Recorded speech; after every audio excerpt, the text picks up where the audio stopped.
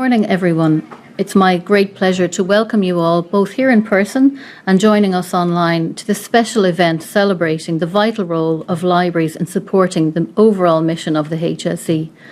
This is our first HSE Library Day to raise awareness of library staff, library services, and celebrate our achievements to date.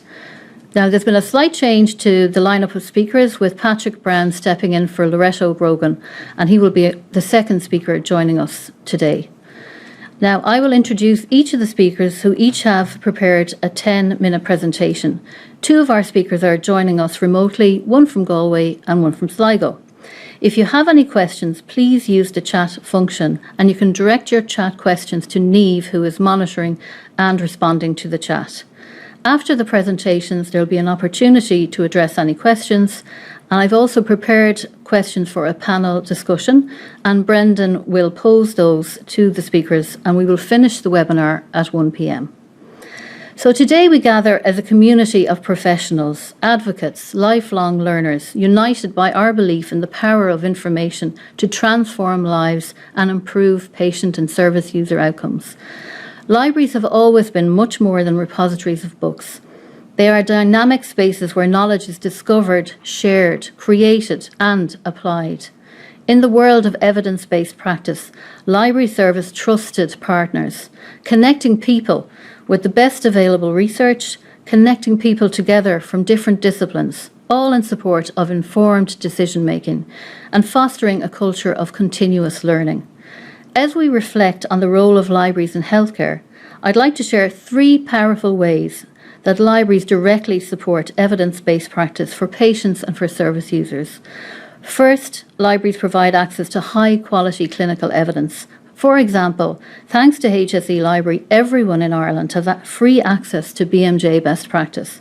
Thanks to HSE Library, everyone also has access to the HSE National Central Repository for national policies, procedures, protocols and guidelines.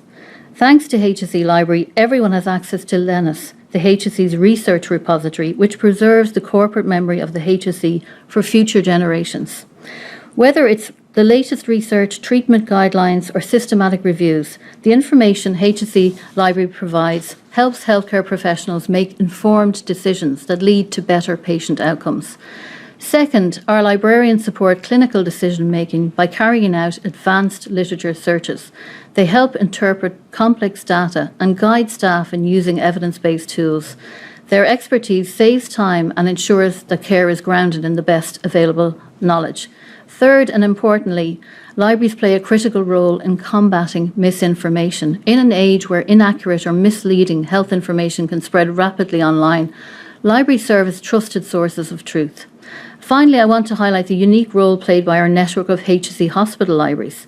These are more than just information hubs. They are quiet, neutral spaces where healthcare professionals can step away from the intensity of clinical environments and get hands-on support from our welcoming library staff.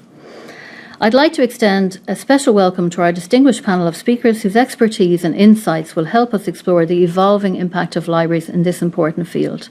Our first speaker is Dr. Anna Terres, Assistant National Director of Research and Evidence. She has over 25 years' experience in research. She joined the HSE as Assistant National Director to lead research and evidence function and set up the HSE National Research and Development Office in 2018.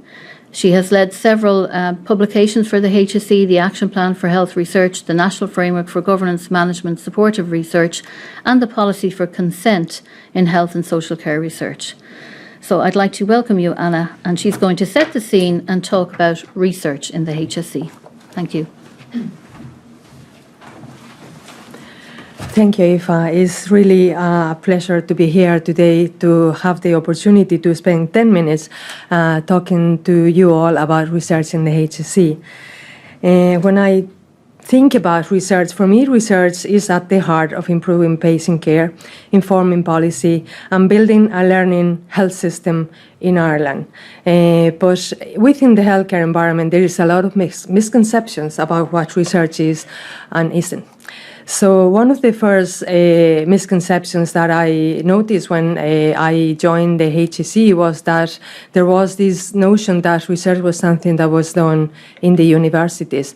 But that is far from the truth. Obviously, the universities are key partners in the research process, and they do a lot of research, but the HSC is a major research stakeholder with clinical staff in hospitals and in community services actually involved in the research process, whether they are leading it themselves or whether they are collaborating with the academic partners.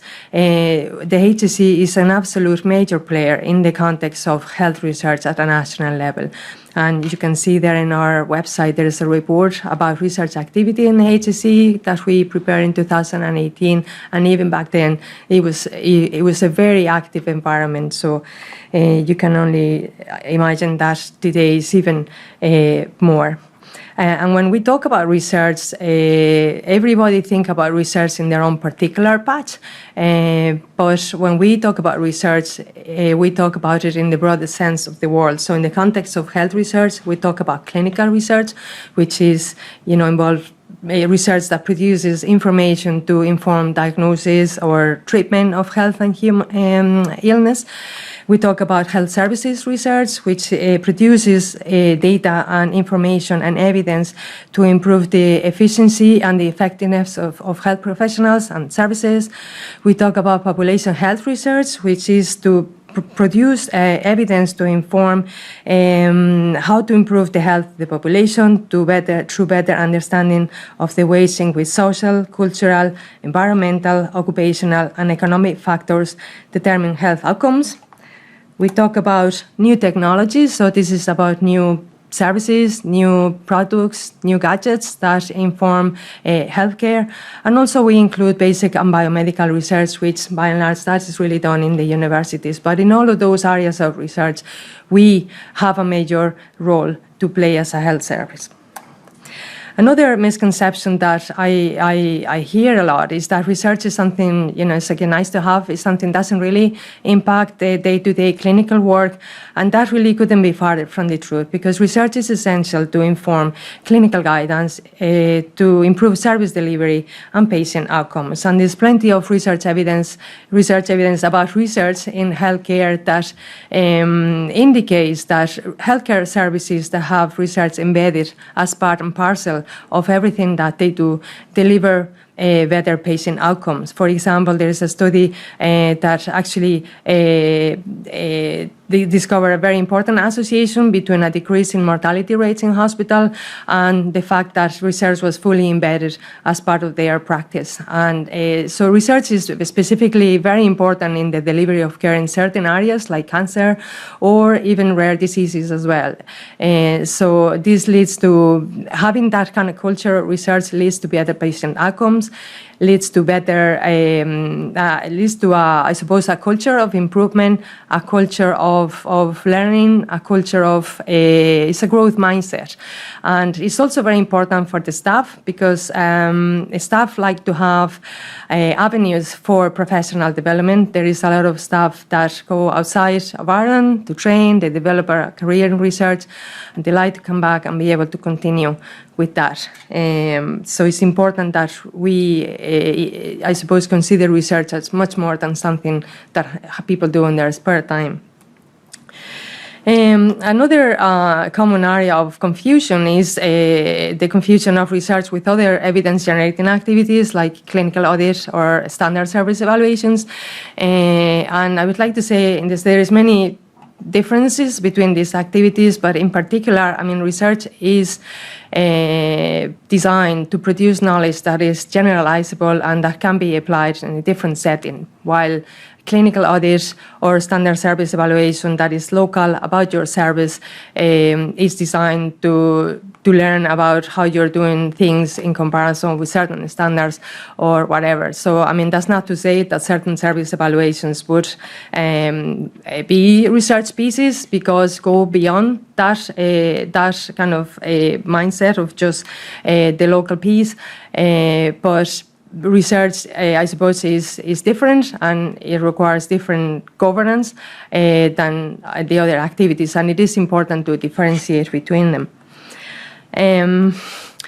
Public and patient engagement. Again, the funding bodies often require to you to explain when you're asking for funding how you're going to do PPI, and people think this is just something that you need to get your funding, but it's actually much more than that. I mean, for us as a health service, when we do research, we have to have a different mindset. And lead the way in placing the patient at the center of all research activities, okay? Because involvement of the patient at every, I suppose, every aspect of the research life cycle, from the design to implementation, can be improved by having patient involvement. So meaningful involvement of patients and the public improves relevance, improves quality, and improve the impact of research activity. So in our website, we have a little document that you can download that we prepare with the help of our PPI advisory group that tells you a bit more about this, and I invite you to read it. And finally, well, there is more, but I just picked 5. Research is not for me. It's too difficult. I don't have the time. And I suppose you can't argue with the time bit. People are very busy, and it's very hard to carve time out of your day activity to dedicate to research. But there is different ways that you can engage in research. If you can't do it yourself, maybe you can start by approaching the library and reading about evidence that is already published in your area of interest on in your practice to inform your own decisions. If you have difficulty perhaps appraising that evidence, the librarians are magnificent at helping you through that process as well. You can also start small by collaborating with colleagues or staff that may have more experience than you, or find a mentor that perhaps can put you in the right track. But I certainly will encourage people that perhaps are at the very beginning or wondering what this is all about to start by visiting the HSC library services. So as Aoife said before, the libraries are far from being these dusty places where you go to the corner to read your book. They're much more modern than that, and vibrant and digitized. They do online training. They have research bulletins that you can subscribe or read from their website. They have an evidence service, which is fantastic, and that is not really designed for academic research, but it can really support the pieces of work that contribute to actual practice development, guidance, or policy, etc. They have calendars with information about events. And just to end, I'd like to say we are at the moment at a crucial time in the health service, where we're really pushing for the importance of research and to embed that architecture to support research within the health regions that are in the process of consolidating. And the reform of the Research Ethics Committee system to, I suppose, bring some agility to all the approval processes, etc. So I would like that by the end of in 2029, when we arrive to the end date of the action plan for health research, that we've achieved our objective of embedding research into healthcare as part and parcel of everything we do. Thank you. Thank you. Thank you so much, Anna, for that, all of those insights on research and the importance of research in the HSC going forward. Now, our second speaker is Patrick Browne. Patrick is eHealth Director of Nursing, Regional Chief Nursing and Midwifery Information Officer, Adjunct Lecturer in Nursing School of Nursing and Midwifery at the University of Galway. He is also an associate of the European Specialist Nurses Organisation. I believe Paddy has a hard stop at 12, so if you do have questions for Paddy, please put them in the chat now, and we can follow up after the webinar if there's anything outstanding. Now, Paddy is joining us live from Galway, so I'll hand over to you, and thank you so much, Paddy. So thank you very much, and it's lovely to see the familiar names in the attendees list and the participants list. So for those of you that don't know me, my clinical background is neurology, and I was an advanced nurse practitioner in neurology for a number of years. And I'm now in the eHealth Director of Nursing role for the West Northwest. So really my experience of the library has been one that has been hugely beneficial, and I'm a great champion of the library services, and that's one thing that I really want to come across in this presentation, and for people to take away, that the library is really another resource for the clinical teams and for the technical teams. I'm like looking at it through two lenses, I suppose, with two different hats on, clinically and the more technical environment as well, with the digital health side of things. It's a fantastic resource, and adding to what is already being said, so you'll see a lot of the same things coming across on the slides about it supporting the healthcare professionals to delivering their evidence-based care, irrespective of what their speciality is or what their discipline is. It's the same principle, and it will make life so much easier for research projects, for general clinical decision making. Engage with the libraries. That's ultimately the bottom line of what I want to get across from my own experience. And why are we concerned with evidence-based practice? And that's really what our raison d'etre is to provide evidence-based practice, so that as often as possible, and preferably always, we are delivering the highest standard of care at the international best practice, best standards. And having the availability of libraries really does facilitate that. I went to college in Galway. We had the university nursing library was on the campus of the hospital. So we were spoiled. We assumed that everybody has access to this facility. Then when the university library moved over to the main campus, we have a HSE library, which came in and into the same building. So we've been spoiled all of my time in Galway, but I do acknowledge and I do appreciate that lots of sites don't have access to a physical library and the physical librarians. But as Aoife said at the outset, there's all of the online resources are available as well. And the librarians have been nothing but fantastically helpful. And this is going back to the PPPGs and any protocols that are out there, the standardizing of care. We see this now. There's a lot of work going on in this around all of the new regions as they're developing with the networks of care and how they can standardize care across a region. And with the National Electronic Health Records, how we can standardize our documentation. We already have some mandated areas that fall under HICWA, like older persons, where there is a nationally accepted standard of what the documentation needs to be. So all of this information is available through the libraries. So I've alluded to a lot of this, and so we won't dwell on this, but you can really see from today's speakers and get to know your librarian. When you're in a bind, the librarian will often be the one that will get you out of it. So they're a fantastic resource and a fantastic service to have, whether it be the physical librarian in the physical library or the online. They're all there for our benefit. So, and using the treatments from evidence and practice, and I'm actually going to, I wasn't going to talk about it, but I'm going to give a snapshot from a pediatric speciality, where a recent child was diagnosed with lymphoma last year. And the only evidence for the type of lymphoma, and it was post-transplant lymphoma.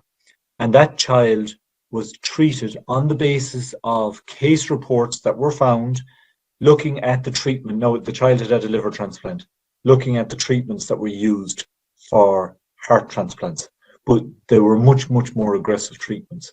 So they decided then, taking all the evidence that was available, that they were going to use a milder combination of chemotherapies for this child's lymphoma.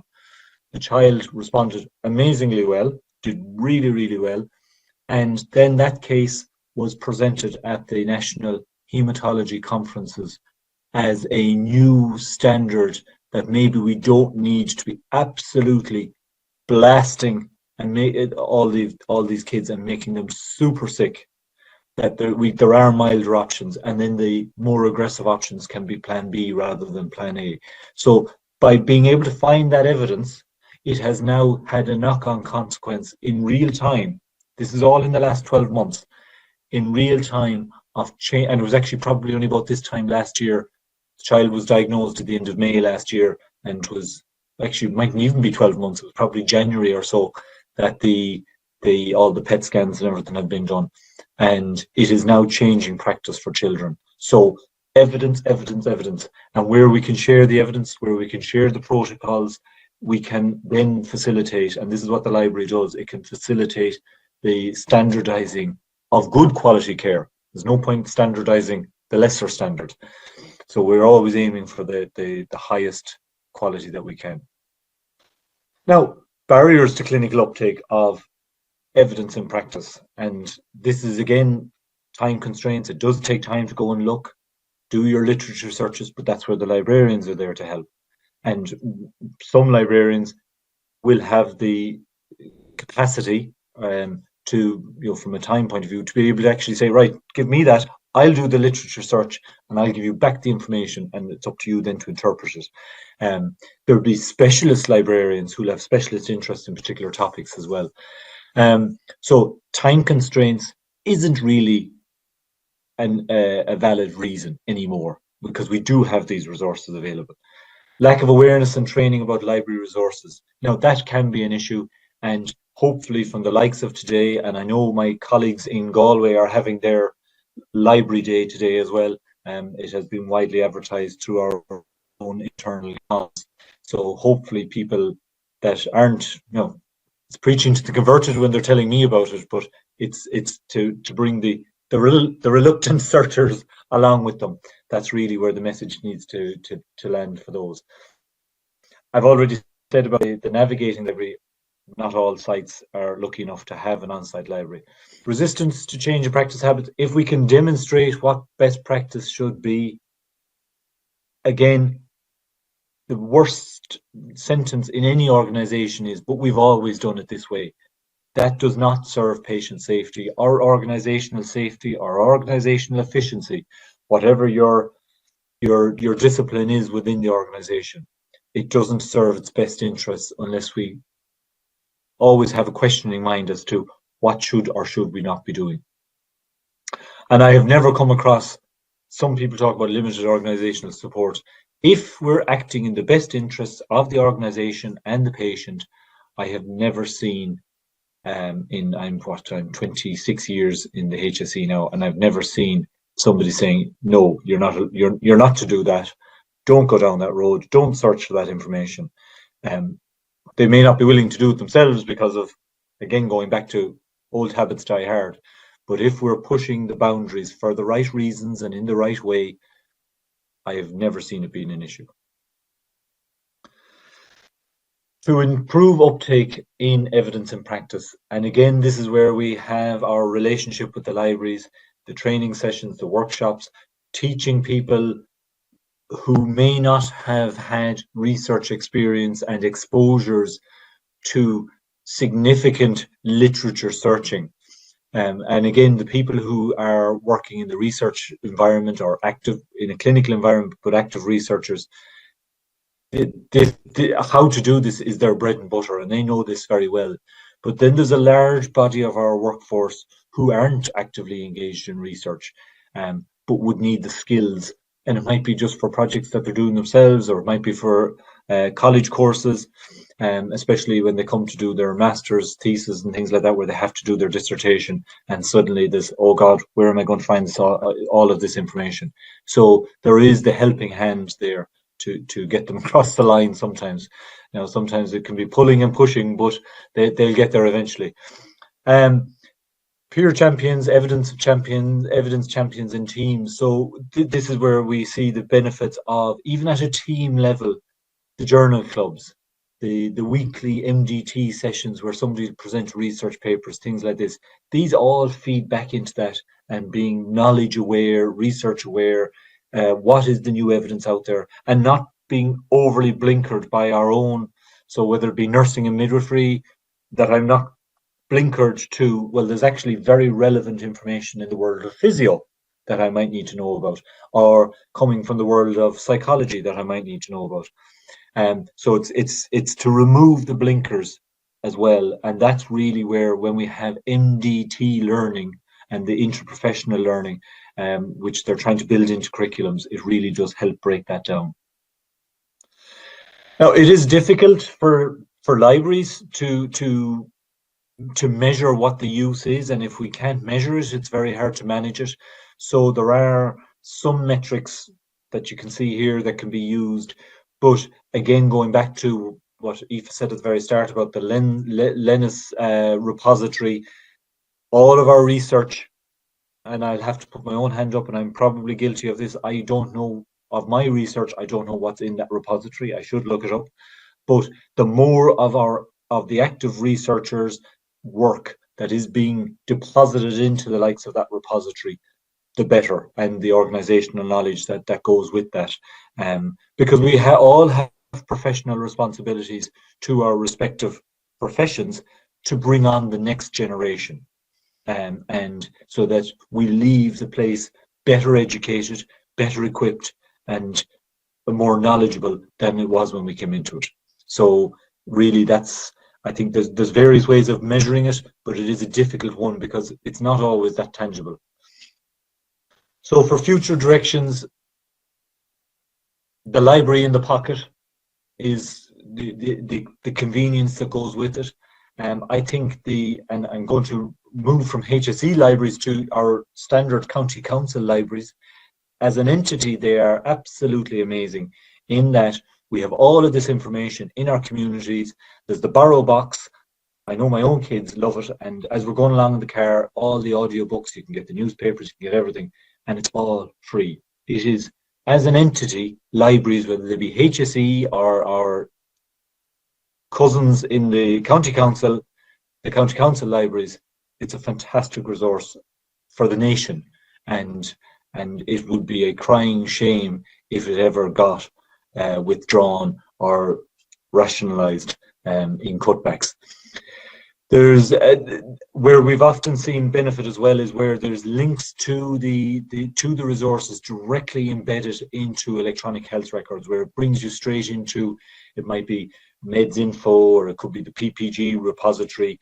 So that if there's a question of how do we make up this medication or what's the best standard, the link is there and it's embedded into the EHR for all to see. There's no excuse for it not being kept at the standard that is required and expected.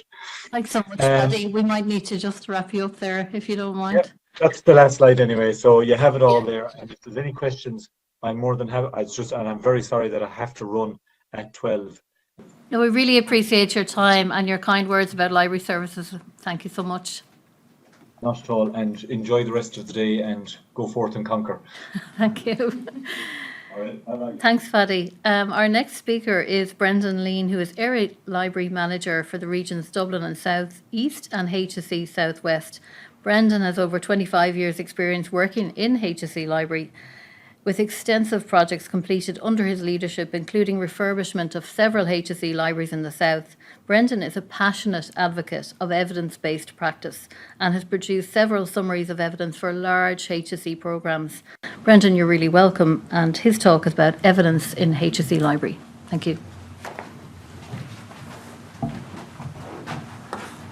Thanks very much, Aoife, and thanks to the previous speakers, some great examples there.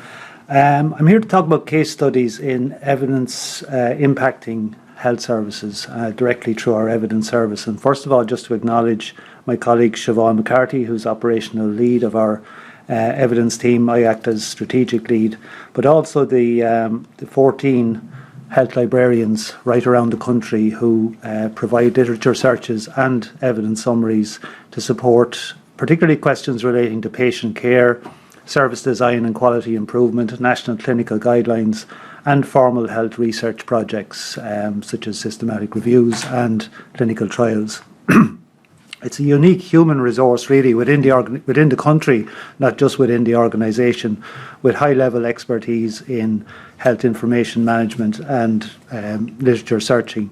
We use protocols to guide our searches, from very quick searches right through to what we call level 3 comprehensive searches, which are exhaustive searches of multiple relevant health sciences databases and other sources, which can take up to a month. And level 4 then evidence summaries. We generally work in pairs or even for some large projects in teams to provide peer support and for quality assurance. And we use a systematic review software called Nested Knowledge to document all activity associated with a level 3 or 4 search. Some examples then, and the first example that I'm going to go back a full decade, November 2015, and a question from the National Cancer Control Programme, the guideline on gestational trophoblastic disease. And the question was, for women with gestational trophoblastic disease, should management be centralised to specialised centres to ensure optimum outcomes? If you cast your mind back 10 years, it was relatively recently that cancer services had been centralised into the 8 centres of excellence. And the evidence clearly in this case as well was that centralisation would create optimal outcomes. And one particular systematic review referred to the mortality for patients with GTD primarily treated in a trophoblastic centre was 2.1%, compared to 8% among those referred after failure of primary treatment. And the reason I mentioned this example and going so far back is that this guideline recommendation led to the establishment of the National GTD Centre in Cork University Maternity Hospital. There's a slide of their website for those joining. So a very concrete outcome and a real improvement for women with this rare cancer as a result of the guideline recommendation. In 2023, we dealt with a very large, for us, a very large project to do with the age-old question of unscheduled care and how do you mitigate the winter surge in demand for services. Trolleys on corridors and so on. This resulted in a 160-page summary of evidence presented to the team looking at this and around the question, what strategies or interventions are effective in reducing the impact of seasonal surge in demand for unscheduled care. And really in our analysis, we focused on 4 themes. There was no silver bullet to get rid of trolleys or to get rid of ED overcrowding, but there were four main themes. The first were people-focused interventions, so looking at specific demographics, populations or chronic conditions, where considerations of the needs of specific subgroup or the provision of appropriate services would reduce the utilisation of the ED and or acute hospital services. Example groups here would include children, older persons, people with diabetes, people on dialysis and so on. Problem-focused interventions, so interventions to confront or mitigate specific problems associated with surges in demand. So things like ED overcrowding, avoidable ED visits, or people who left without being seen. Process or service-focused interventions constructed around health service redesign, reconfiguration or innovation, so things like digital health, telehealth, telemonitoring, care pathways, and increased use of primary and community care. And then a fourth category on implementation theory. And just to give you a look, people in the room can't see this, but this was our subject tree for all of those themes that emerged in the literature review, and this is a little screenshot from Nested Knowledge.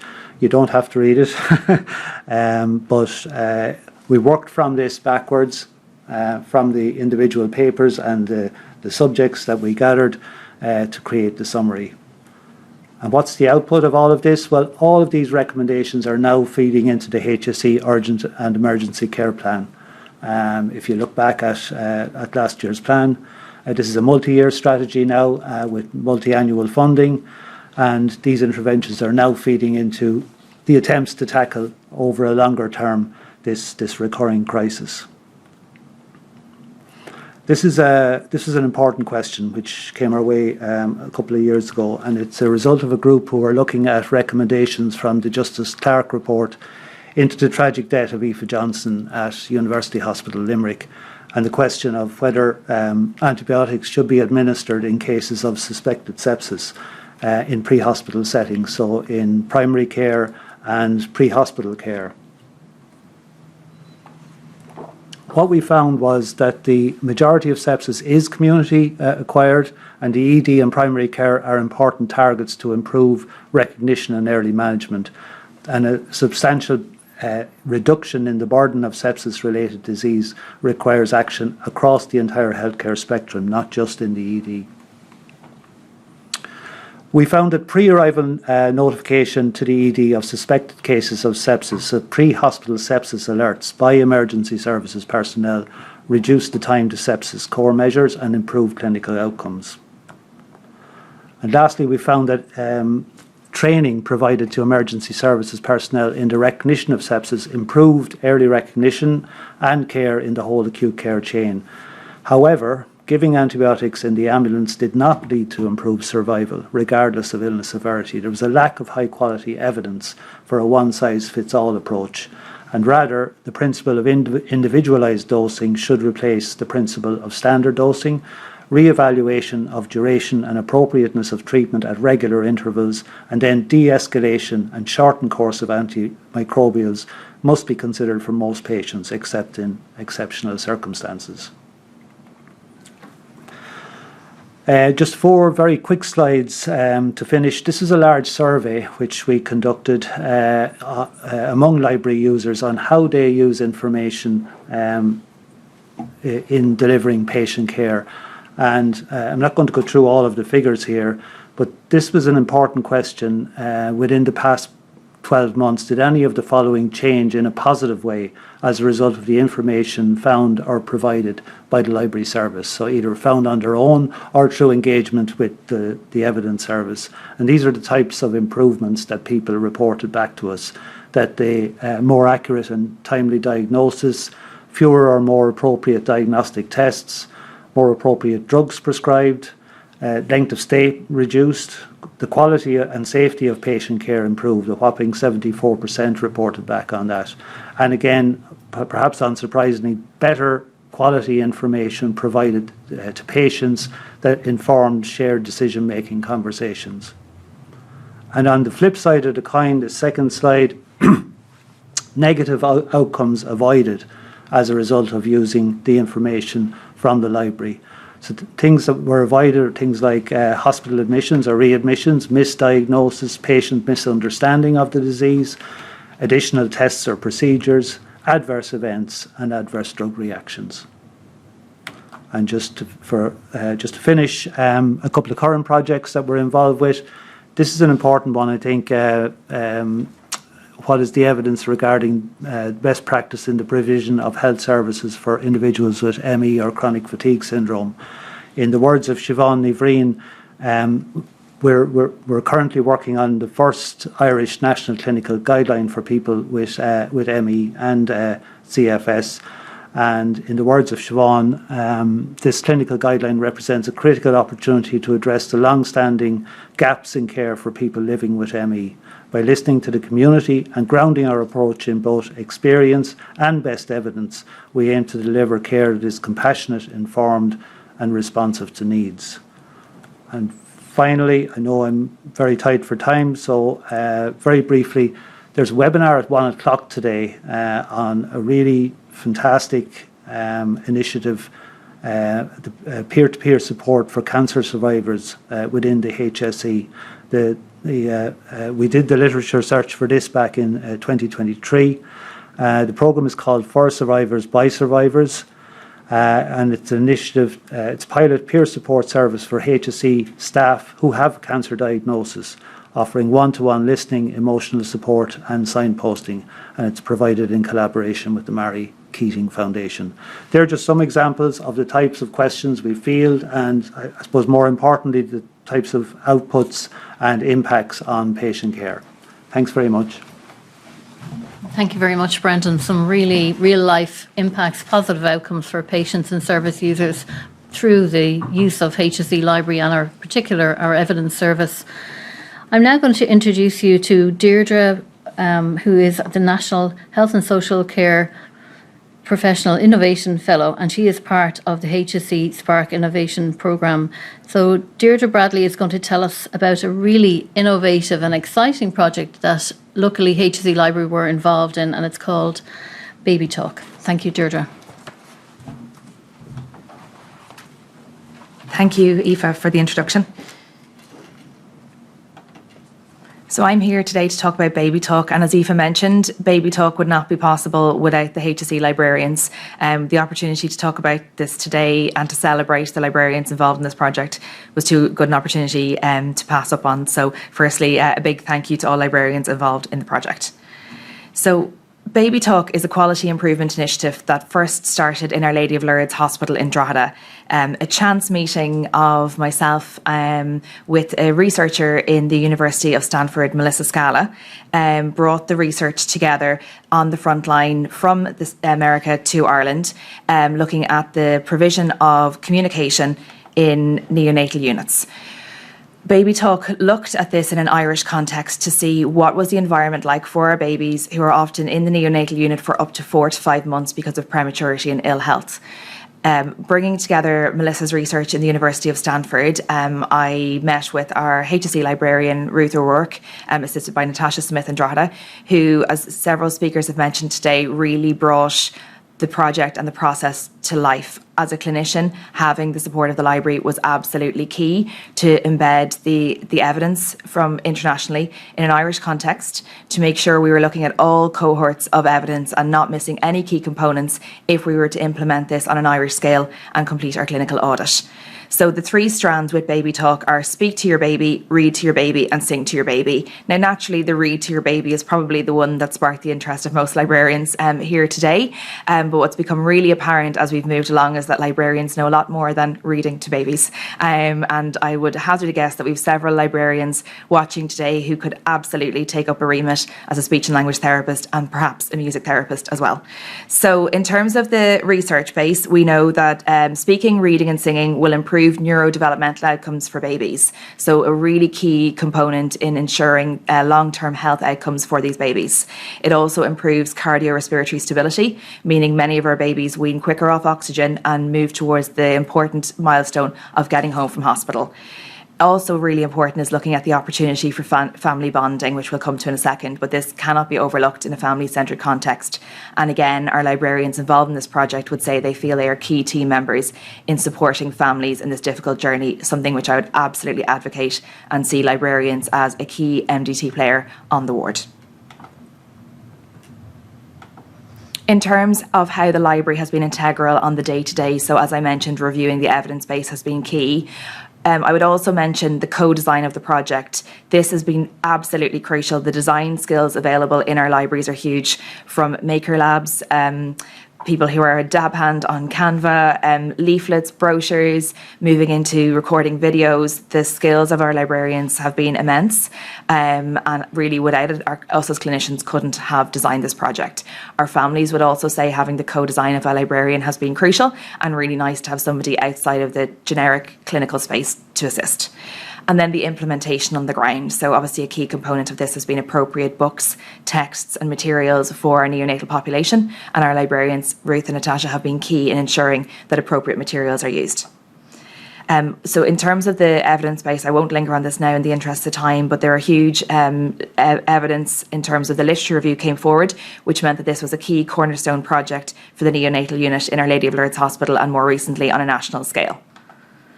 You'll see pictures of our team here. So on the first image, we have our neonatal intensive care staff, kindly assisted by Ruth there on the right-hand side. And this is key. Ruth is a key member of the neonatal intensive care unit. And below, we have our colleagues from the Louth County Council Library. Louth and Meath County Council in particular need to be mentioned here, who've come on board very willingly in a collaboration and really key in moving libraries from beyond the hospital four walls out into the community for the benefits of the babies, the families, but also for siblings, grandparents, and embedding these children and these babies as key members of the library community and looking beyond and the long-term benefits. So as mentioned, Spark, the HSC Healthcare Innovation Programme, came on board to provide funding for implementation of this project locally and on a national scale, partnering with Healthy Ireland, HSC Libraries and the County Council Libraries. A mention also to the local government management agency, who very kindly offered their support to ensure that every baby in Ireland receives access to this programme, not just localised support.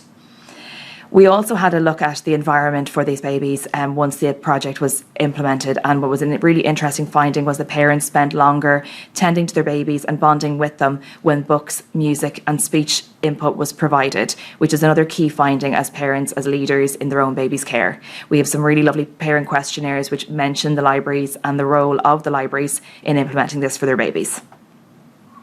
Just a snapshot of our clinical audit when we brought the literature to life in our own localised audit.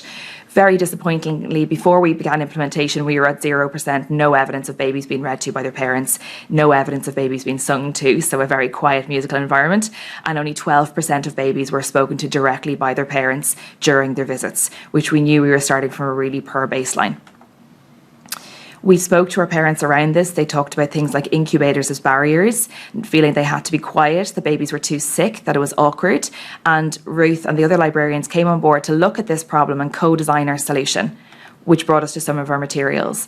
Again, testament to the libraries in the county councils and the hospitals pulling together appropriate texts that were infection control compliant, that were suitable for babies' attention levels, for babies who were sick, our multilingual families, families where there were additional literacy challenges, and overall ensured that every family and every baby could access these resources. We then set up our newborn library membership programme so that all babies leaving the neonatal intensive care unit were already members of their local library, ensuring that continuity of care from the health libraries out into the community. This has been a great success. You'll see here some of the initiatives that the librarians supported. We had our World Book Day events, Valentine's Day events, Christmas events, making sure that books are part of every milestone for babies, either in an audio format, in a generic text format, or multilingually focused. We then moved to collaborating with our community colleagues in the library. You'll see pictures here of our first inaugural NICU graduate event in Drogheda Library, which was fabulously supported by the library staff to ensure songs, stories and community spirit and engagement was alive for these babies, many of whom were only out of hospital or had limited opportunities to engage with others due to health constraints. The wonderful news in our re-audit, based on the absolute Trojan efforts of our librarians, you'll see we had a hugely significant increase on a local level in reading, speaking and singing, getting up to 53% of all babies in the neonatal intensive care in Drogheda having been spoken to through a book format by their parents, 27% singing, we've some work to do on the music, and 77% of parents speaking to their baby, which is a huge increase in the amount of speech input for these babies. And neurodevelopmentally, this has huge cost savings in terms of reliance on therapy services down the line. Really important what our parents said. So parents said things like, our little baby becomes more alert from speaking and reading to her. I feel a greater bond with my baby and it helps them know we were here. Getting to know voice as you've limited opportunities helps with awareness and alertness. It creates a nice routine, bonding and time together, an interest in books which will help long term. So the future for this project, with the library as a cornerstone support, Ruth and Natasha and the LGMA libraries have been key, as well as Health Library Ireland, in mentoring other libraries. We are now live in 19 neonatal units across the country, with all county councils involved in this project. We continue to offer design expertise, and again, the librarians have been key in this, working with our graphic designers and working with our government stakeholders. Funding has been made available through the library setting to ensure that these books continue, that they're appropriate, that they're compliant with infection control, and really I couldn't do this, nor could the team, without the librarians. Finally, our three goals with Babytalk. We want to sustain this. We do not want Babytalk to be something that happened and in the future is no longer present. It needs to be an ongoing national health priority. We are delighted it's now in the government national literacy strategy. We want to diversify so that all families of all backgrounds in every corner of the country can access this project as soon as their baby is born, or perhaps at an earlier level in antenatal education. And we also want to scale up so that it's not just babies in intensive care, that all 60,000 babies born in Ireland nationally will have access to reading, speaking and singing. Thank you. Thank you so much, Deirdre. That's a fascinating project. I love the idea of the baby having a library card, the newborn. It's brilliant. Our next speaker is Dr. Kieran Walsh, who has come over from London to be with us here today, and I'm very grateful to you, Kieran. He is the BMJ Clinical Director. In the past, he worked as a hospital doctor specialising in general internal medicine, geriatric medicine. He has a vast amount of experience in online medical education and clinical decision support. I'm going to hand over to yourself. Thanks, Kieran.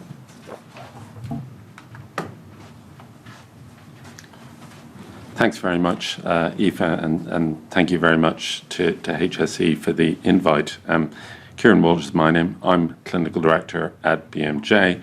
I'm a geriatrician by background, and I'm going to talk about evidence in an integrated health service. And I'm going to specifically talk about these things: evidence-based medicine, a bit about our own resource, BMJ Best Practice, which we're delighted to say, thanks to the HSE, is freely available in the Republic of Ireland, and also evidence in an integrated health service. So, evidence-based medicine, to kick it off. Various definitions down through the years from Archie Cochrane, Gordon Guide. We like this graphical definition from Satterfield. It says that evidence-based medicine is the best available research evidence, plus professional expertise, plus patient and population needs and desires. Put them all together, and that's evidence-based medicine at the centre. The problem is that when you ask your average healthcare professional what's evidence-based medicine, they'll point to the bit at the top, and they'll ignore everything else. And that's sometimes why evidence-based medicine doesn't work, because there are barriers to its implementation. Here's some barriers. Information overload. But despite all this information, you still can't find the bit of information that you need. Slow pace of change. Lots of examples. Flu vaccination for healthcare professionals. All these years later, it's still not taken up as well as it should be. And multiple other barriers. I won't read them all out. They come from a paper by Trish Greenhaw et al., Evidence-Based Medicine, a Movement in Crisis, 10 years ago now, but still as true today as it was 10 years ago. So, in light of all these problems and barriers, we thought to ourselves at BMJ, what should we do? And we thought about learning knowledge. No person, single person, can keep up today, if they ever could.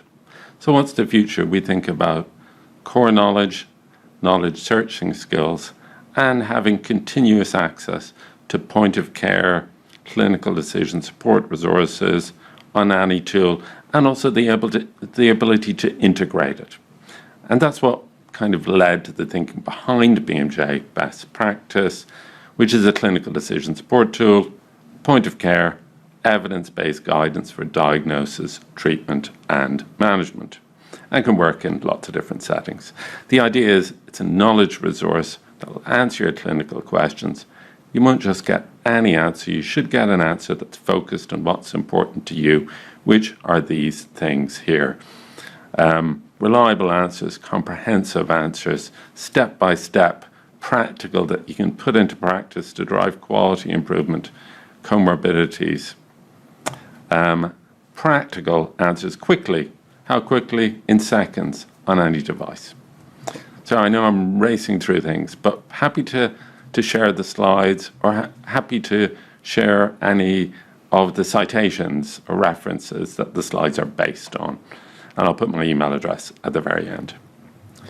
And of course, BMJ Best Practice should be used as part of an integrated health services. And yet, more barriers to integration. And these barriers will be familiar to anybody who's worked in a healthcare system anywhere. And there's more of them on this slide. I won't read them all out, but I'll share the slides. And you can see how each one of these barriers are complex. And each one of them is interrelated. So you might think, well, we've overcome workforce silos, but actually there's still cultural differences, and you might overcome cultural differences, but then there's be professional resistance to change, etc., etc. So the idea that there will be a single solution to all these problems of integration or lack of integration of a health service just isn't realistic. It just won't happen. But we've started to think about them at BMJ, best practice, and at BMJ, and think about how we could pick off a few of them. First of all, the workforce silos. We try and make knowledge resources available to all healthcare professionals, regardless of their background, and also for senior medical students or other students at the undergraduate level who are doing clinical attachments, but also postgraduate trainees or residents, and also for the purposes of CME, CPD. And of course, a key member of the team is the patient.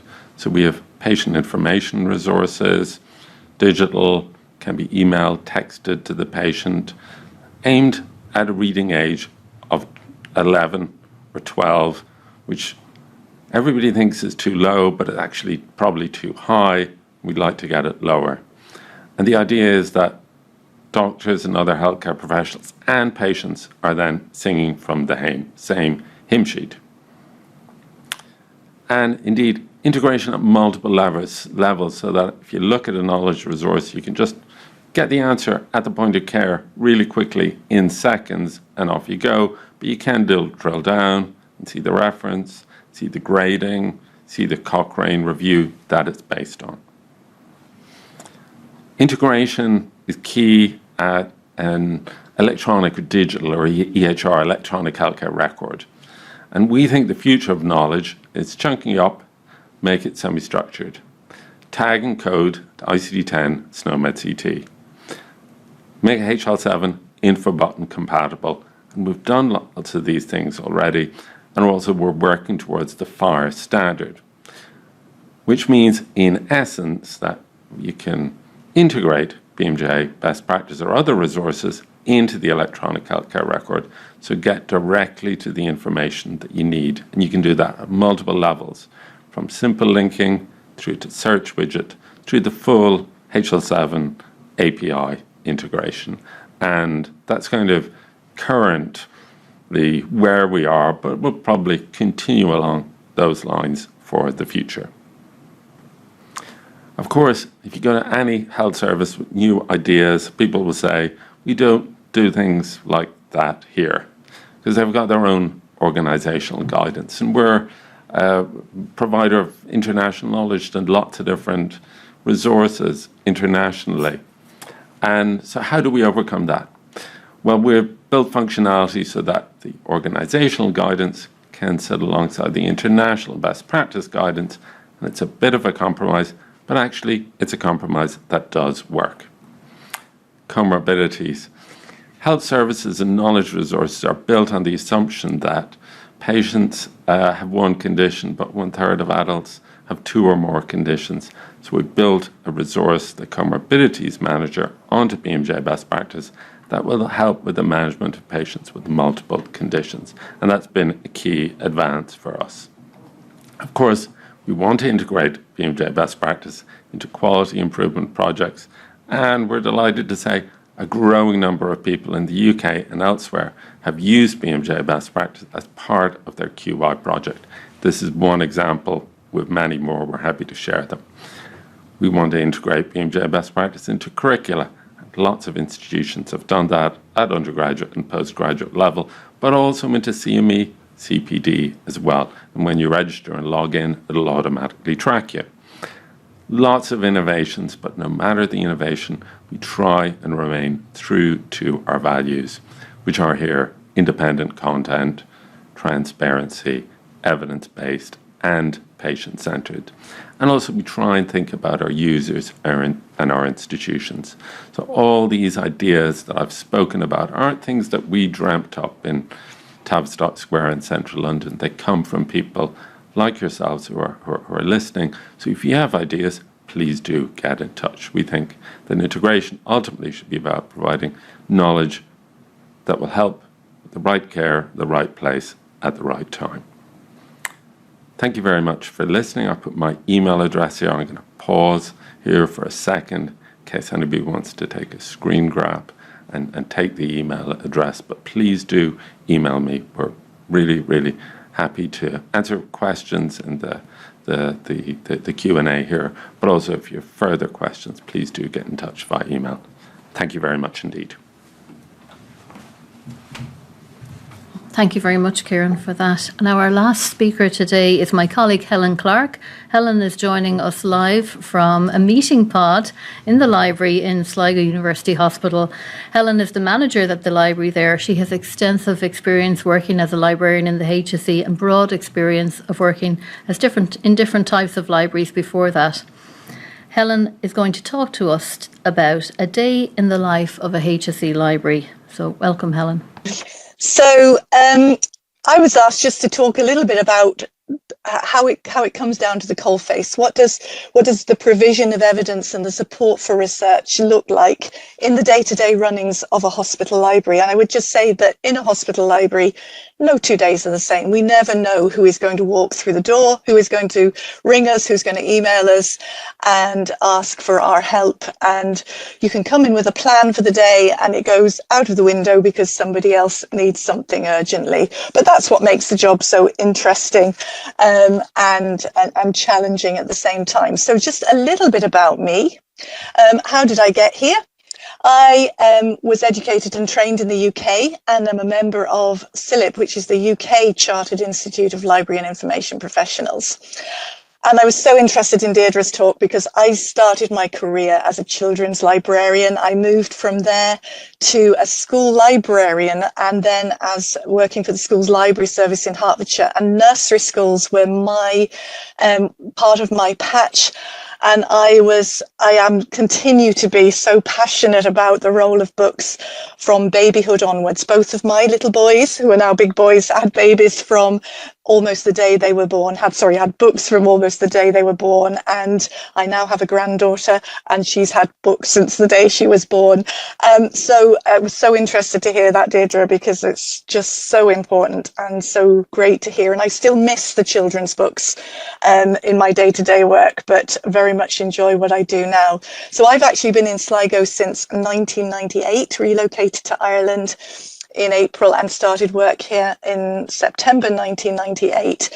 And we've seen a lot of changes in those years. Here is just a picture of Sligo University Hospital. It was called Sligo General Hospital, then it was called Sligo Regional Hospital, now it's Sligo University Hospital. But the library's aim has been the same right the way through. We serve all of HSE staff in counties Sligo and Leitrim.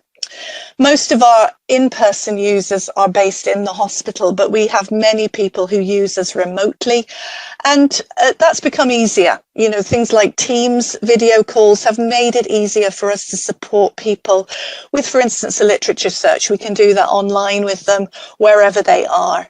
The current library, which I'll show you some pictures of in a moment, I'm not sure why that came up there. When I started, there were two libraries. There was the medical library and the nursing library, and my first job was to integrate those into one library in our current location, which is, so we've been here a good few years now. But our main purpose has always been to support research and evidence-based patient care, and we do this now by implementing locally the National HSE Library Strategy. So how do we make a difference day to day? And I'm just going to whiz through some of these and show you some photographs I can't capture everything that we do in 10 minutes, but I'm going to try and share with you a few of the things that we do to make life easier for our local HSE staff, because that's what we exist to do. We want to help them. We want to help them to do their jobs better, to find the information they need that will impact the patients that they care for. So we do that in a few different ways, but I want to focus on just some of them. So space, I'm conscious some of these pictures might be too small in the way that you're seeing them. But this is our library. You can see here that we have an area where people can just sit and read the paper. We have what's a little free library. Some of you may have come across these. Ours was, I think, the second one in Ireland. And that's just where people can come and donate fiction to us, take fiction, and just have some more relaxed reading downtime. This is where I'm sitting at the moment in our we're very proud of this pod, and it's been so well used for interviews by doctors who don't have anywhere else to go and do their interviews. It's used for one-to-one training. It's used for people undertaking online training. It's used for one-to-one education meetings. We also have our computer area over here, which is open 24/7. So our opening hours have adapted to meet the needs of our users. So when they're on call, they can come in and still work away, even outside our normal working hours. We've taken away shelving as online has replaced a lot of our print resources. We've been able to increase the number of study spaces that we have. And we've also introduced some more relaxed things like a jigsaw table, which I've got a picture of a little bit later on. So we've moved largely away from print to online resources, and that has enabled us to reimagine our space. But in order to maintain our resources, we still maintain a book collection because it's still relevant to our users. Many people prefer to study and read books. It has probably reduced a little in size, but we work hard to weed that, to make sure it's always up to date, that we have the current editions, that it matches the needs of our users. And we always look for suggestions of what we might buy for that collection.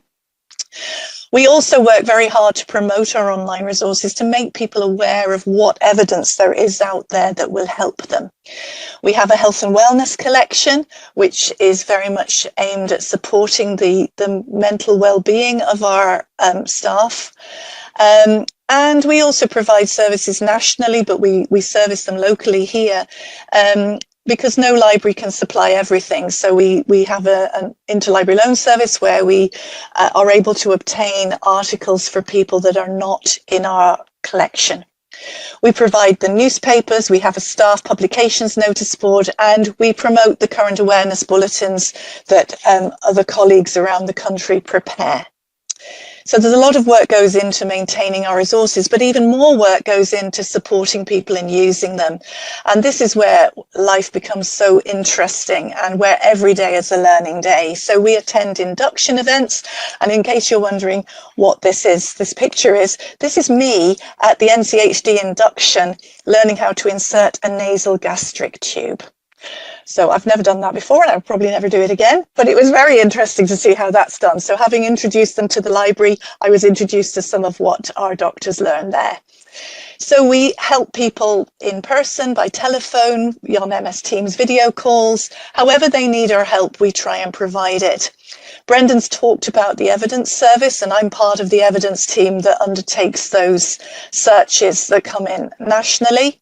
But we also assist with literature searches locally, and we help people with the literature searches that they're undertaking, often for masters, they're going to have a direct impact then on patient care, because as they learn, so patient care will be impacted by that greater knowledge.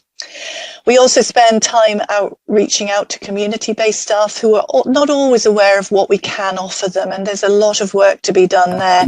Literacy Library Day is on the 24th of September across all our libraries. Oh, not sure what happened there. And then we do a lot to ensure that our resources are easy to access and use. And I'm also part of the Library Information Skills Training team, which has been referred to already. But we offer a lot of online training on how to get the best out of our resources. And also we promote training from our vendors as well. And I'm just about there.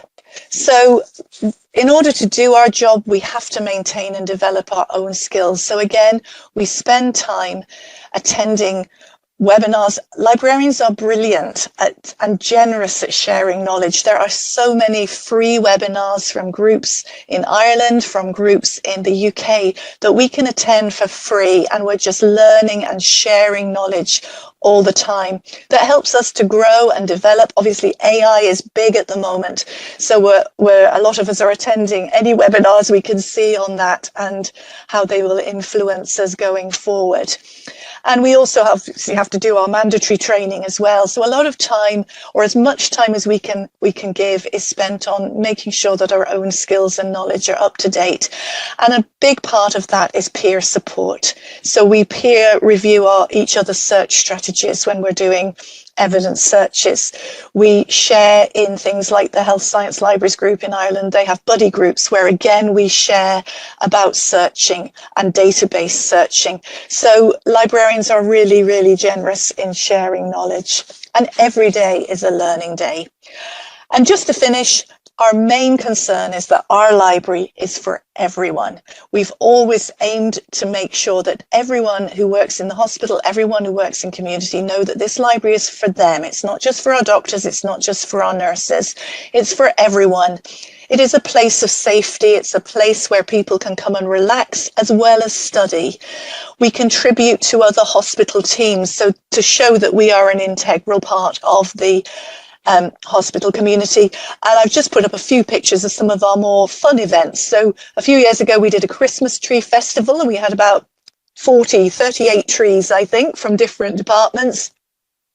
We've run the Great SUH Bake Off, for those of you who are fans of the Great British Bake Off, and this is one of the cakes that was entered.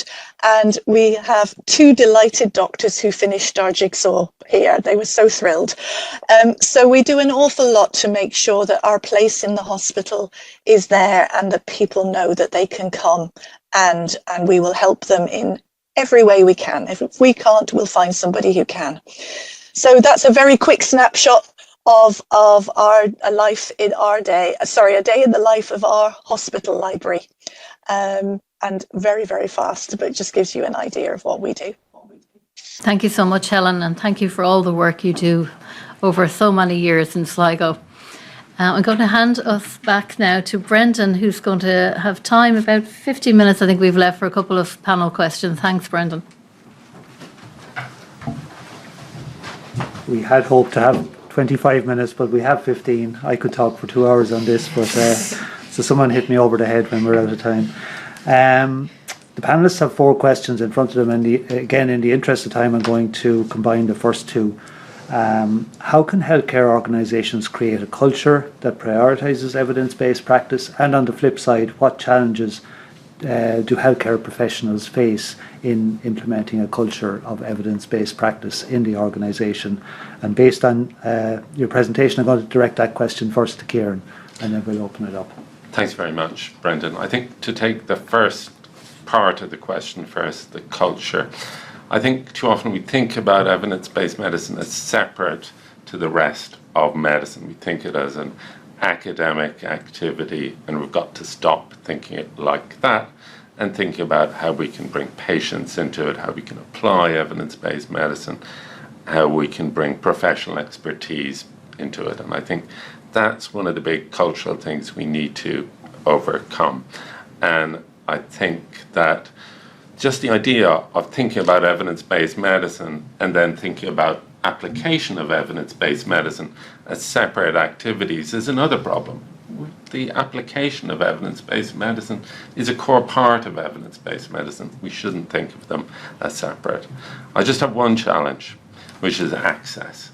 So doctors and other healthcare professionals will say they cannot access the evidence-based for lots of different reasons. It might be behind paid access controls. They might be a computer on the board which lots of people have to use and they can't get on it, and they might not be able to have their access gone down on their own mobile phone. They might be forced to use a work phone. Then they might not have Wi-Fi or internet access. There may or may not be an app.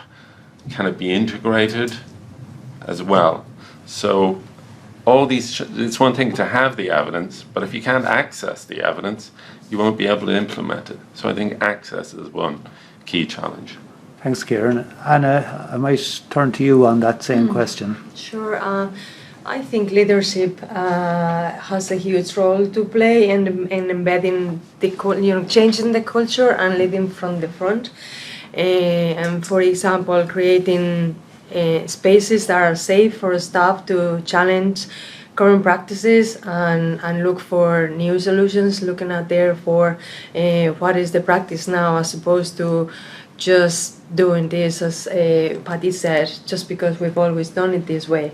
And so leadership is very important, but as well as leadership may lead then to policy, about this is the way we do it, and we challenge our own, I suppose, doing every day of the week because we want to improve, But in order to do that, you need organizational and infrastructure as well, and I think that's where the libraries come in, and then, things such as, for example, the national clinical guidelines are very important, if you don't have time to do study or research your own particular, patch in the processes of care, that you refer to the national guidelines, because they have been developed with evidence and they have been,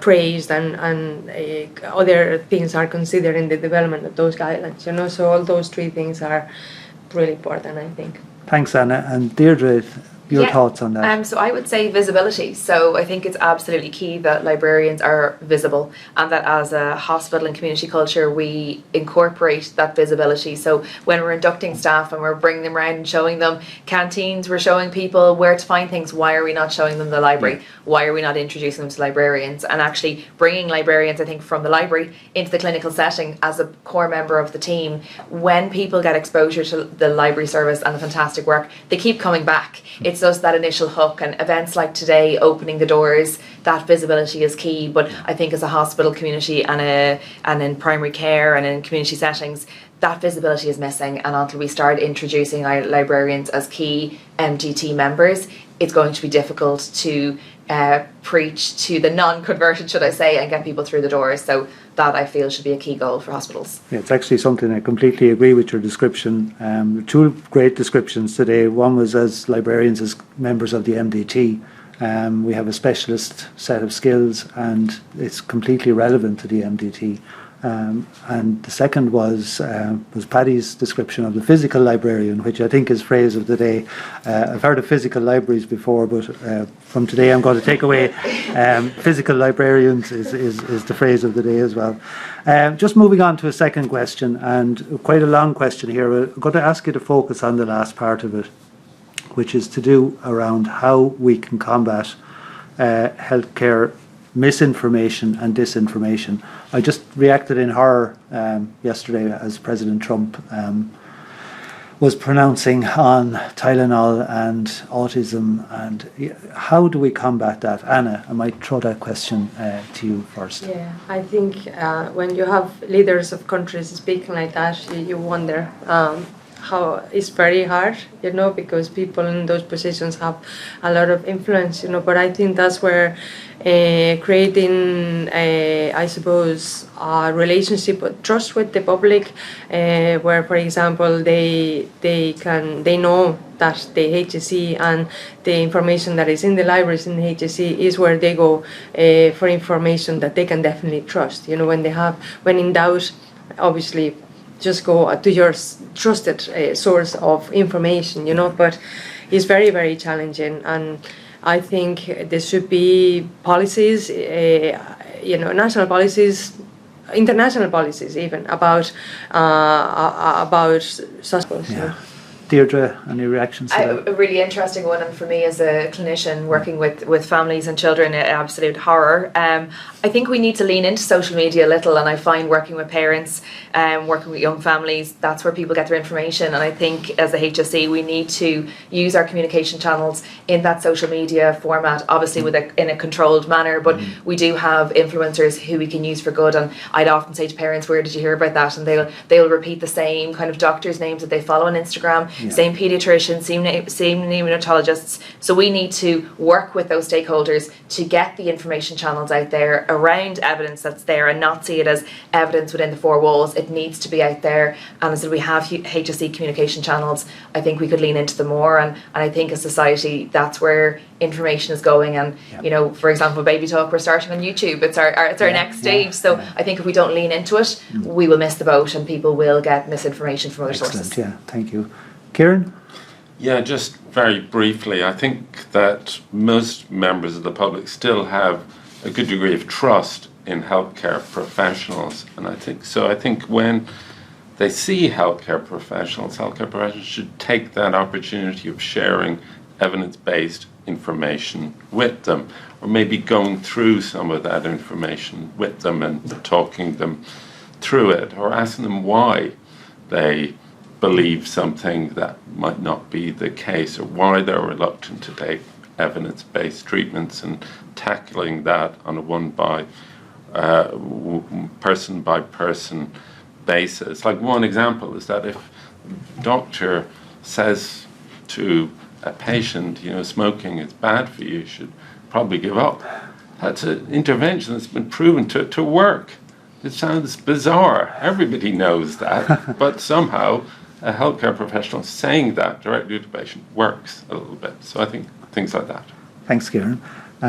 Deirdre, I'm going to come back to you on the last question, which again, might pick up on your last point, leaning into current technology. But how will Gen AI assist healthcare professionals and patients and service users to become better informed about evidence-based interventions? I'm probably going to answer that with a question. It's something that I'm trying to navigate myself. I think as healthcare professionals, it can be a huge challenge when something like AI is coming to the forefront, and we don't necessarily, I certainly don't have the skills in AI myself. And actually that's where I think librarians can help with this, and evidence-based practice can help with this, that we as clinicians need to lean into what's there to guide us as to safe use of AI. And it's moving so fast that you feel like you're left behind. So I think as a clinician, I will be leaning in to the library and to research to guide me as to what is appropriate, what is safe. But equally, I don't think we can, put a bag over our head and hide from AI either. Yeah. But I'm looking to hope that the HSE will have really clear guidance on what is appropriate, what's evidence-based, and also the risks with AI. I think we need to be realistic going into it. So I would say watch this space, and I hope I have a better answer for you in a year's time. Thanks, Deirdre. Kieran? Librarians are going to be very busy after this, this webinar, seeing members of new teams and explaining about AI and things like that. I think one of the issues with generative AI is that it takes all the data from the internet and it pops it into these clever algorithms and comes up with an answer. The problem isn't so much with the algorithms. The algorithms are really good, but it's the information that goes out, that goes in. Yeah. And when that's wrong, the answer is wrong as well. So to look at it from a completely different perspective, maybe we should be thinking about the information that's fed in to the generative AI. And instead of X trillion words, we should put in 10 million words that we can trust. Yeah. And then maybe the output might be more reliable as a result. Let's look at it from a different perspective, kind of upfield, if you like. Thanks, Kieran. And Anna, last word to you. Yeah, I think this is both a challenge but obviously an opportunity that is not to be missed. The HSC is in the process of developing an AI strategy with the Department of Health that I think will be very useful to set some, I suppose, parameters about how we use AI in healthcare, but it's certainly in terms of use of evidence, you could think of a million ways of how could you use AI to help you navigate the amount of information that is out there, but in order to avoid what you just said, is you have to be very careful about how you ask the question as well, so I think rather than wait for the time to pass and learn it by osmosis, I think healthcare professionals will take a conscious effort to train themselves of AI so that they can really maximize the potential, in the right way, I think. Yeah. Thanks very much. Thanks to all our panelists. I'm going to hand back to Aoife. Thanks, Brendan. Thanks, everybody, and Helen for joining us online and staying. Thank you all for being here, for your commitment to advancing evidence-based practice. Thank you to our sponsors and who have supported HSC Library Day, and especially though to the staff of HSC Library who are really busy today offering events all around the country in all of our HSC libraries. So thanks again to all of our speakers, to those of you who joined online. I hope everybody learned something new today and benefit from attending. The recording will be made available afterwards, and this brings our webinar today to a close. Thank you.